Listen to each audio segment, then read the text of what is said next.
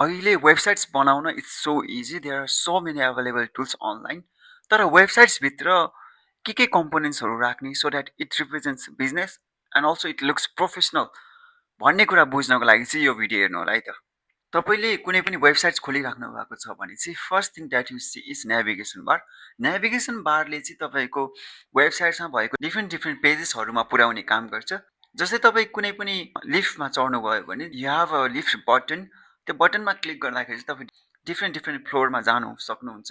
त्यसरी नै तपाईँको नेभिगेसन बारले चाहिँ डिफ्रेन्ट डिफ्रेन्ट पेजेसहरूमा पुर्याउने काम गर्दछ। त्यसै गरी वी हेभ हिरो सेक्सन। हिरो सेक्सनले चाहिँ तपाईँको बिजनेसको कोर भ्यालुजहरू रिप्रेजेन्ट गर्ने काम गर्छ। जस्तै किन यो business.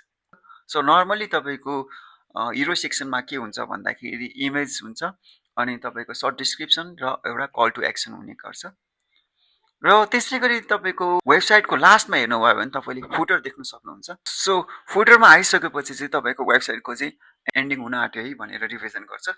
So at the and हाम्रो कस्टमरले चाहिँ केही न केही लिएर जाओस् भनेर चाहिँ हामी जहिले पनि के गर्छौँ, फुटरमा सोसल लिङ्क्सहरू राख्छौँ अथवा वेबसाइट्सको नाम र तपाईँको कन्ट्याक्ट इन्फर्मेसनहरू राख्छौँ।